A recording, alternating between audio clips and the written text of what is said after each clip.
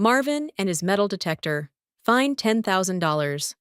An audible story by Brad Tuttle, assisted by ChatGPT and 11 Labs. When Marvin was only in his late 80s, he was already an accomplished collector of curious and unusual hobbies. Some people collected stamps. Some restored antique cars. Marvin collected bargains from classified ads. But only bargains that held a certain adventurous possibility. Every morning at precisely 5 o'clock, he sat at the kitchen table with a piece of toast, a soda drink, and the local online classified ads. He simply read until something unusual struck his fancy. And it had to be free or almost free. That was all it took. A wood lathe, a surveyor's transit, a telescope, a fish finder, a radio scanner. Whatever curious piece of equipment happened to appear at the right price became Marvin's newest field of exploration. Years of experience had shown Marvin that true bargains survived for only a few minutes after dawn. While everyone else was sleeping, Marvin was already dialing the seller's phone number. One particular morning, an advertisement consisting of only 4 words caught his attention. Metal detector must go. The asking price was $20. Marvin called before he'd even finished reading the advertisement. The detector proved to be every bit as impressive as the advertisement had failed to mention. It wasn't the flimsy department store model Marvin had expected. The detector came inside a large molded carrying case resembling something that ought to contain military equipment or a shoulder-fired missile. Every compartment held another mysterious attachment. There were interchangeable search coils of different diameters, calibration blocks, headphones, extra cables, battery packs, a digging probe, canvas pouches, and enough specialized accessories to suggest that somewhere, someone had once searched for pirate treasure professionally. The detector itself looked indestructible. Heavy aluminum tubing, a padded armrest, an analog meter with a needle, rotary controls labeled things like sensitivity, ground balance, discrimination, threshold, and mineral compensation. Several switches had settings. Marvin couldn't begin to understand but fully intended to master. The entire outfit appeared almost unused. The widow explained that it had belonged to her late husband. "He loved that thing," she said. "I don't know the first thing about it. To me, it is just in the way, and I want to get rid of it." Marvin looked thoughtfully at the detector. "It's missing the instruction book." "Oh," she said, "I forgot." She disappeared into the garage and returned, carrying what looked less like an owner's manual and more like a graduate-level engineering textbook. The instruction manual was nearly 3/4 of an inch thick, exactly 19 millimeters per Marvin's later measurement. By then, Marvin had concluded that $20 was probably too much. "I'll give you 10, he said. She smiled and took the 10. For the next week, Marvin practically disappeared from society. He emerged only long enough to buy batteries. The instruction manual became his evening reading. Most people skim instruction manuals. Marvin studied them. He highlighted passages, made notes in the margins, created bookmarks. He practiced adjusting the controls while sitting in his recliner, pretending the living room carpet was rich in buried artifacts. Eventually, he ventured outdoors. His first discoveries were less than inspiring. Bottle caps, rusty washers, fence staples. Enough bent nails to construct a respectable woodshed.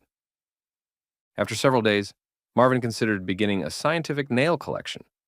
Each specimen would receive its own entry card listing the date, exact time, GPS location, depth, soil conditions, probable age, and a brief description of the corrosion pattern. Fortunately, even Marvin recognized this might be going too far. He settled for collecting coins instead.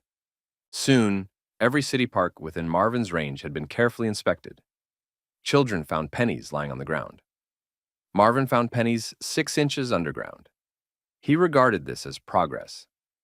One afternoon, while standing in the checkout line at the grocery store, the cashier asked about the odd canvas pouch hanging from Marvin's belt. Before Marvin could answer, the woman behind him smiled. "My husband used one of those." That simple sentence became a conversation lasting nearly 40 minutes, mostly because Marvin listened. The woman had recently lost her husband and seemed relieved to find someone willing to let her talk. She explained that her husband had grown up in Germany shortly after World War II. His family had survived difficult years by trusting themselves instead of institutions. The lessons never left him. He repaired everything, threw nothing away, saved every scrap that might someday become useful, and he trusted banks about as much as he trusted termites. So where did he keep his money? Marvin asked. She sighed. In coffee cans. Marvin nodded as though this were perfectly ordinary. And then he buried them. Marvin stopped nodding and perked up. He buried his money inside coffee cans instead of putting it in the bank? Marvin laughed. I think there was at least $10,000, she confessed. Marvin considered this for a moment before concluding that he probably buried more money than he told her. And where did he bury it? He asked. Well, that's the problem. She groaned as she spread her hands. He never told anybody. A few days later, Marvin was standing in her backyard, armed with his metal detector. The property looked ordinary except for one remarkable feature. Nearly a quarter of the yard was occupied by an enormous pigeon coop. No pigeons, just coop. Even stranger, the entire structure rested on a circular steel track with a giant pivot in the center. The whole building could rotate 360 degrees in any direction. Marvin walked slowly around it. You can turn the whole thing completely around. Why would anyone spend the effort to build a pigeon coop that rotates like this? I've wondered that for 30 years, replied the woman. Marvin examined the pivot. It must have taken weeks to build, and probably required an engineer to design. She shrugged. I stopped asking him why he did any of the things he did. None of it made sense to me. Marvin switched on his metal detector and immediately it complained. The yard was full of metal. Every few feet another signal required investigation. Most proved to be old rusty nails, but some were clusters of nails, large clusters. Did your husband burn lumber out here? Asked Marvin. Oh yes, she replied. We had bonfires all the time. That explained the clusters. The detector was so sensitive that Marvin advanced across the yard at approximately the speed of a glacier. The widow followed faithfully one step behind. What about this one? She asked. Nail. And this one? Also a nail. This one? An especially enthusiastic nail. Hours passed. Then, quite suddenly, everything changed. The detector gave a stronger tone. The meter climbed. Another step, higher. Another step. The tone became almost too loud for their ears, and the needle slammed against the end of the scale. The buzzer reached a pitch, suggesting Marvin had either located buried treasure or he had parked directly over the Earth's iron core. He swept the coil again, same result. Again. Still stronger. Finally, Marvin stopped. He looked toward the apricot tree, then toward the fence, then at the detector. It's definitely right here. It's deep, maybe 2 or 3 feet down. The widow stared. Or you found it? Yes, I found something and it is big. The metal detector is going crazy. It can only be the money. Marvin looked at the ground. It was exactly halfway between the apricot tree and the fence. A perfect spot if one were concerned with being able to find something after burying it. She looked at Marvin expectantly. Are you going to dig it up? Marvin shook his head. No. She blinked. No. You found it. What do you mean, no?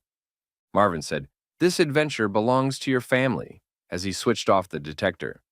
It is your inheritance from your husband. Go get your children, and get the grandchildren. Let all of them be here when you dig it up. Whatever's down there should be discovered together. He packed the detector back into its case. The widow thanked him repeatedly, as Marvin wished her luck, and then he drove home feeling quite happy. It truly had been a good day. About a year went by, and Marvin never heard back from the woman, and never learned what lay beneath the apricot tree. Life simply moved on. It did, however, make a great story that he told everyone who would listen. Then, 2,000 miles away, the mystery unexpectedly resurfaced when Marvin's son, Bart, and his wife visited their neighbor, whose recently widowed mother had moved in with them. During the conversation, the widowed mother mentioned that she had lived in a community which she then named. So did my father, Bart said. She asked his name. Marvin. Her eyes brightened. I know him. About a year ago, your father came to my house with a metal detector. Bart nearly fell out of his chair. You were the woman with the buried money? My dad told me all about it. It was one of his favorite big adventures. Did your husband really bury all his money? She huffed in a manner that was almost a snort. That's exactly the kind of thing my husband would do. So, what happened when you dug it up? Bart asked. Oh, she sighed. I just never got around to it. We got busy, I sold the house, and then I moved out here. After reading this story, ChatGPT said, "That's a very Marvin ending, because the story isn't really about finding treasure. It's about the kinds of adventures a curious man stumbled into, simply because he got up at 5 in the morning and couldn't resist an interesting classified ad."